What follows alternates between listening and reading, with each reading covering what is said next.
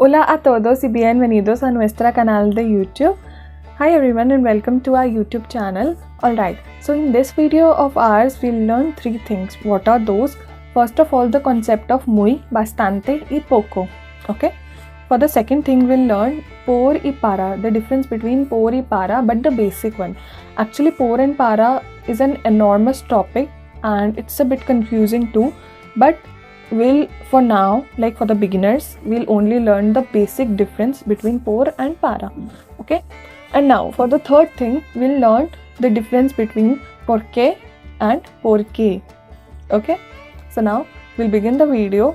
Also, if you want any extra study material or practice exercises, you can contact us on the given WhatsApp number that is mentioned on the screen and in the description box as well.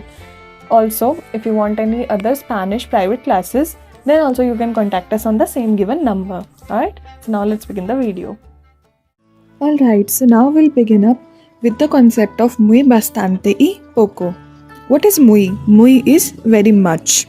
Bastante, quite or enough. And poco means a little. Let us understand this concept with some examples, okay? Muy means very much. So its examples can be María es muy estricta con sus hijos. That means Maria is very strict with her children. Creo que estas lámparas son muy bonitas. I think these lamps are very beautiful. Bastante. Bastante means quite or enough. So its examples are Esta discoteca es bastante ruido. This disco is quite noisy. Like that, okay? Tenemos bastante comida para todos. We have enough food for everyone. Okay? Now, poco. Poco means a little. Añade un poco de sal a la masa. That means add a little salt to the dough.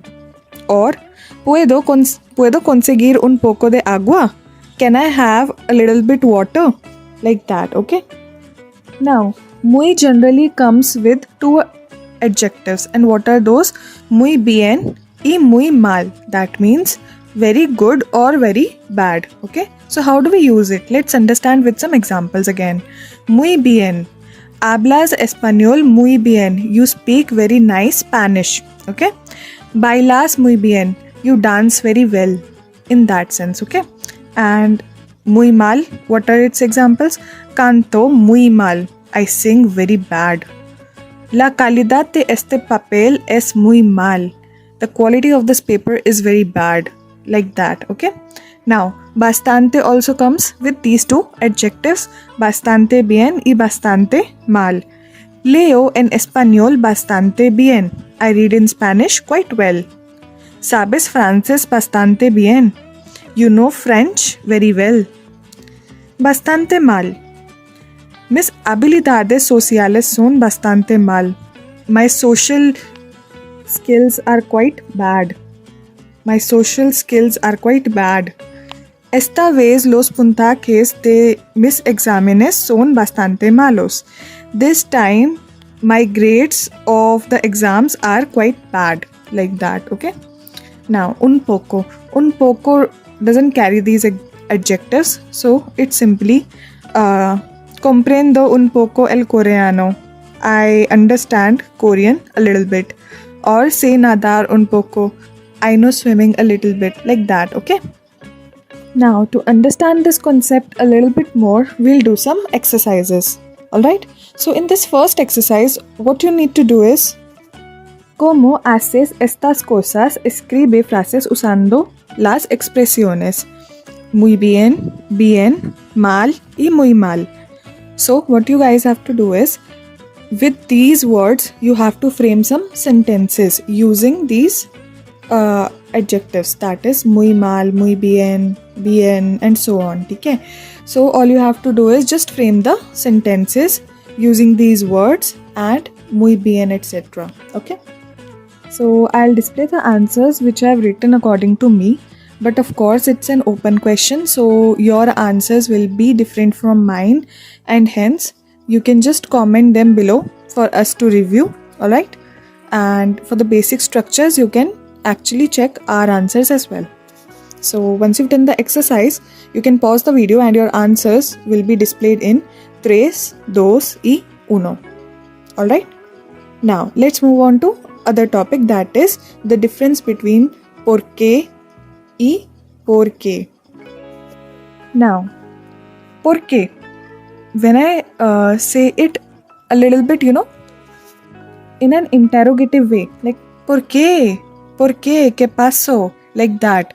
So, it's a question. You can understand by the way I am saying the sentence that I am asking a question, right?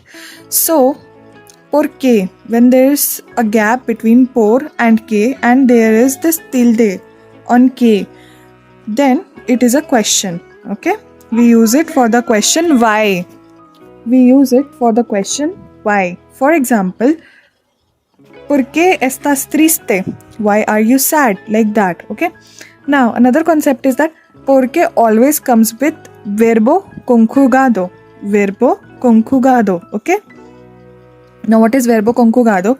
As we have already learned how to conjugate the verb. So, whenever we'll ask a question, then after that porque, we have to give a verb that is conjugated. Let's understand this concept with a little bit examples that are: ¿Por qué estudias español? ¿Por qué estás triste? ¿Por qué no hablas conmigo? ¿Por qué no estudias? Okay, so this is how we put into use this porque, okay? And there is a question mark, inverted question mark in the beginning and normal question mark in the ending of the sentence, okay? Now, porque without a gap. What is it? It's basically because, okay? It is used to connect two individual sentences, okay? It connects basically two individual sentences. Okay, so as we know in English also, because literally means that this happened because of this situation.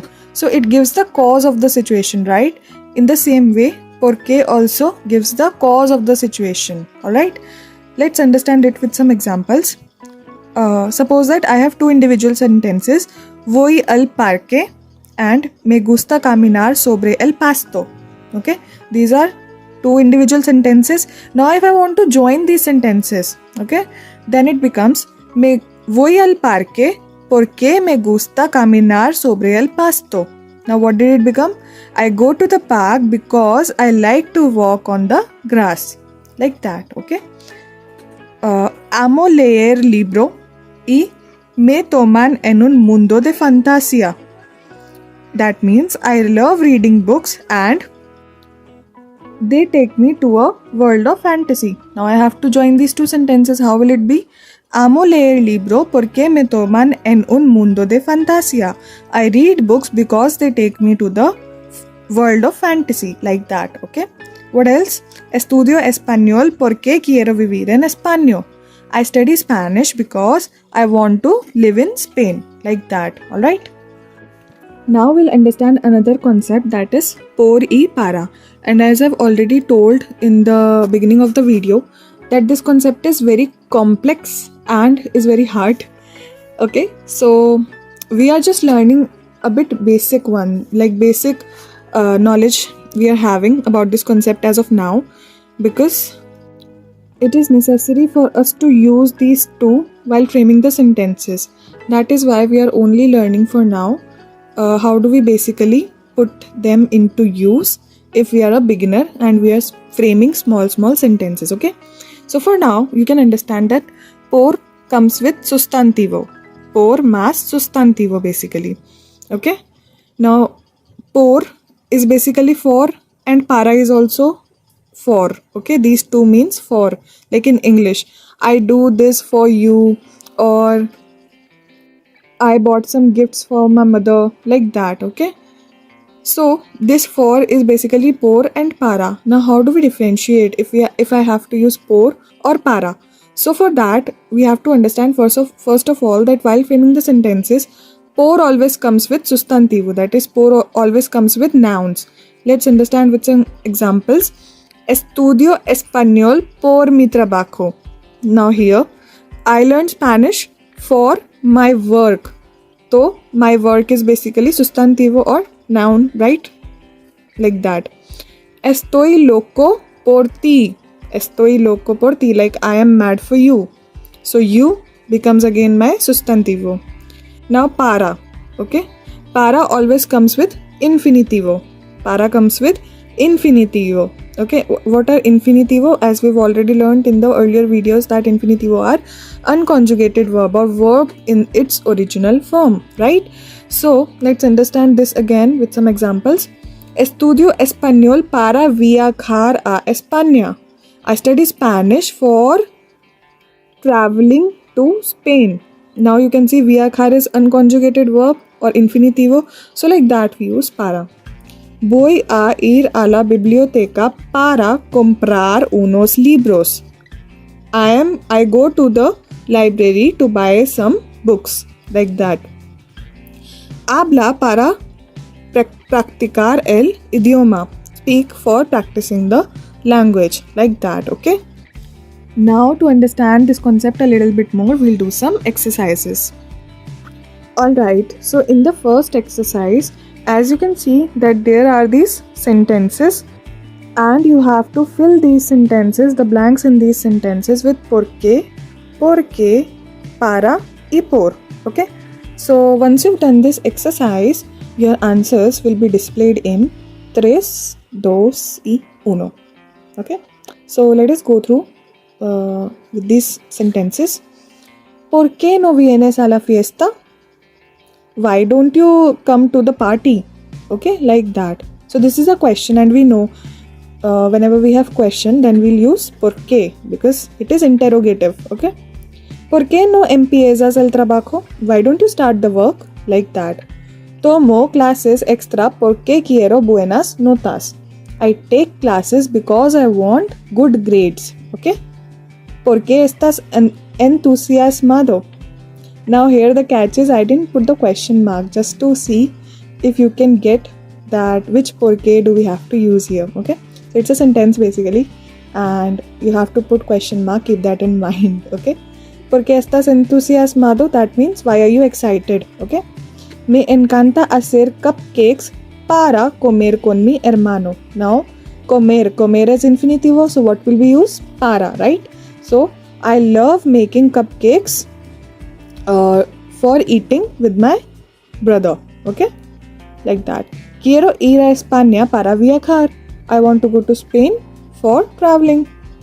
Ayudo a mi mamá porque ella trabaja muy duro. I help my mother because she works very hard, okay? Now these are again two different sentences. Ayudo a mi mamá and ella trabaja muy duro. So for joining these, what will we use? We'll use porque, okay?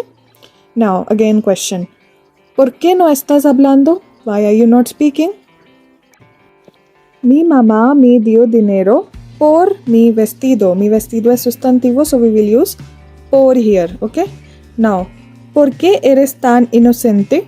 Why are you so innocent? Like that, okay? So this is how we do this exercise. Now, let's move on further.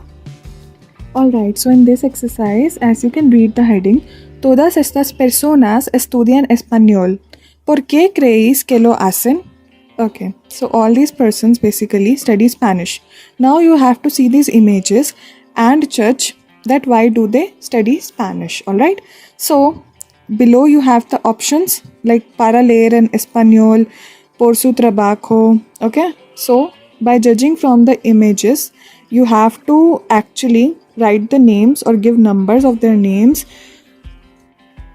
and tell which person wants to study Spanish with what motive, okay? So once you've done the exercise, you can check your answers in 3, 2 y 1. Okay, so these are your answers. Okay, now let's check the answers. Tom estudia español para chatear con sus amigos, for chatting with his friends. Sam estudia español porque su novia es colombiana, because his girlfriend is Colombian, okay? Chris estudia español para viajar por Sudamérica, okay? André estudia español porque quiere vivir en España, because he wants to live in Spain. Ornella estudia española para leer en español, for reading in Spanish. Vanessa estudia español por su trabajo, for her work, like that. Okay, now we have another exercise too. Now this exercise is a bit harder. Okay, what you have to do is, as you can see on the left side, you have the options and you have to judge whether to use porque or para and connect the left sentences with the sentences on the right side. Okay, I'll just do the first one for you. Quiero aprender español, and on the right side I can see that there is hablar con mis amigos de Mexico. So these two make sense. Now I have to join these two. So how will I join them? By using porque or para?